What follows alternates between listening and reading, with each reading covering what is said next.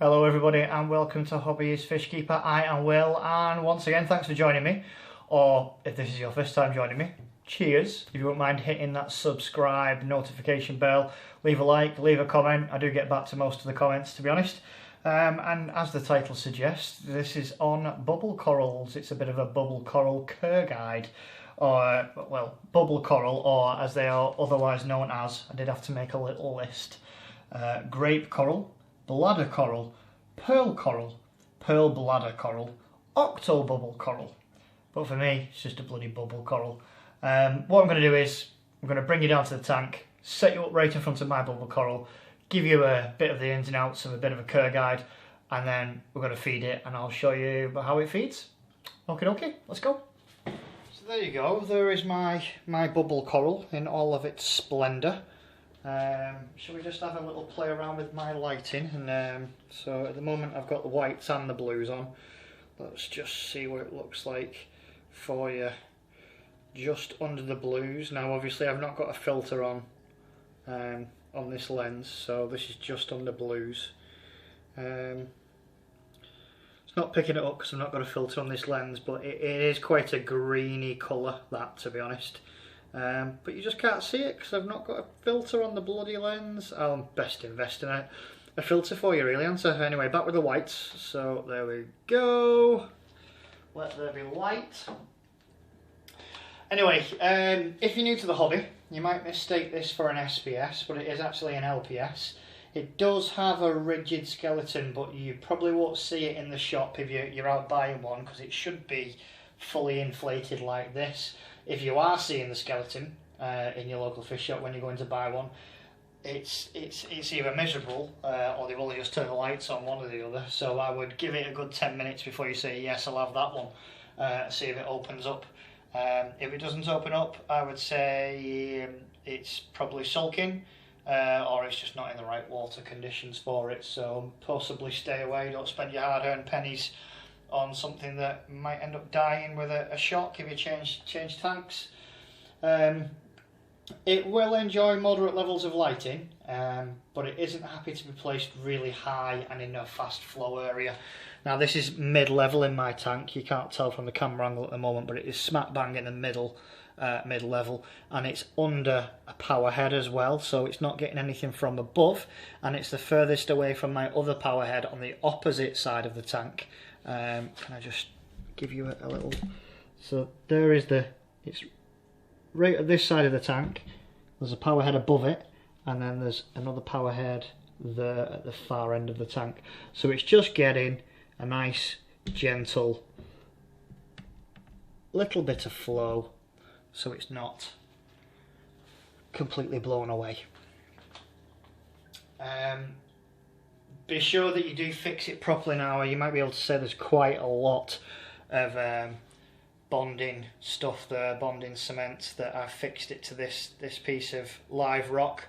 If they do drop, they can get damaged very, very easily. Their fleshy bubbles can tear. Once one of them is torn, it's a 50-50 chance at that point, unfortunately. So yeah, be very, very careful with the bubbles, which I'll demonstrate when I'm going to feed it at the end of the video. You'll see that I'm not jabbing it in there, I'm literally just touching the bubbles. So if you do put it any higher, in any faster flow than this, it will sulk. It will sulk like a 6-year-old who's had their iPad taken away from them. So you're better off low level to mid level like this, and I would say put it under your power head or the furthest away, so it's just getting a gentle current on that one. Like I said before, it's quite delicate. The fleshy bubbles can get torn quite easily. As you can see, can you see it in the background there? I do have a shrimp. It does tend to go on there when it's closed up, where it never goes on there when it's fully blown up like this. But I'm always worried that shrimp or the crabs that I've got in there are going to start taking chunks out of it and killing it off, because it is very, very delicate. It's delicate but beautiful. I mean, you couldn't tell them when I put the blues on, but it's like an luminous green colour. They do come in other colours as well. They come in like a yellow or a pearly. It's like a white with a pink tinge on it, but mine's like a neon green. what else can I say? Tentacles. Now, as you can see, I don't know whether you can see there, can you just see the little tentacles that are just sticking out? Now, they can expand up to around about 1.5 to 2 inches. That's what it does to catch food, to be honest. I actually feed it though, purpose feed it once a week. I feed it with my anemones once a week.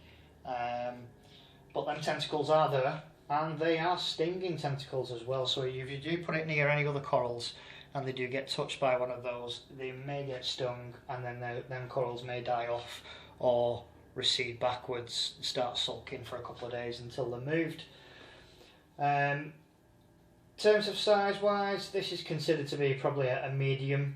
Yeah, I'd say around about a medium, but they can grow up to around about 8 inches in diameter. Now this is probably around about 5-6 inches, and that's with the skeleton. I mean, sorry, in diameter, that 8 inches with a skeleton, and then once the bubbles are fully expanded, you're probably talking, I don't know, maybe it can be up to 15 inches, I reckon, once fully inflated.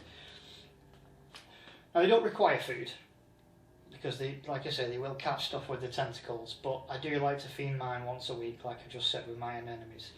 I don't know, I just think that you get much quicker growth, to be honest. It was, I'd say, half the size of this when I got it probably around about 4 months ago. And feeding it once a week, I feed it with brine shrimp with garlic, and I think today's food's actually got some copepods in it as well, so it's got brine shrimp with garlic and copepod today. Same with my other anemones, and then whatever's left over the fish get. Now they can split as well, sorry, so yes, if you do come down from your slumber one day and you see a couple of bubbles on the ground, don't panic. It's probably done it on purpose. They can split, and that's how they spread. What I would do with that is I would put it in another position under low flow and see if it attaches itself, and then there you Bob's your uncle. You've got your bubble coral multiplying, which is fantastic. Excuse me. Now, when they do split, that process is called it's called budding, kind of like when plants bud, and it will just drop to the sand and it will latch onto anything. Anyway, enough of the rambles. Let's get on to the exciting part, and what I'll do is I'll give it a good feed, so just bear with me 2 seconds.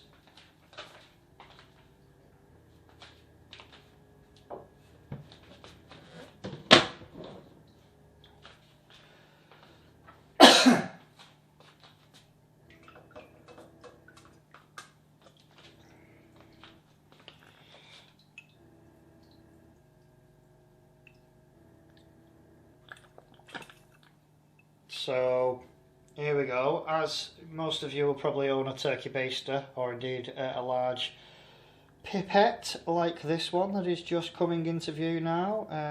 Let me just move the camera up a little bit so you can see. Can you see it there? Yeah. So as you can see, my pipette, it's got brine shrimp and copepods in, and I'm just going to basically touch, I don't know whether you saw it jolt then because I'm touching it. I'm just going to touch the bubbles lightly on the top and squeeze this pipette straight in there.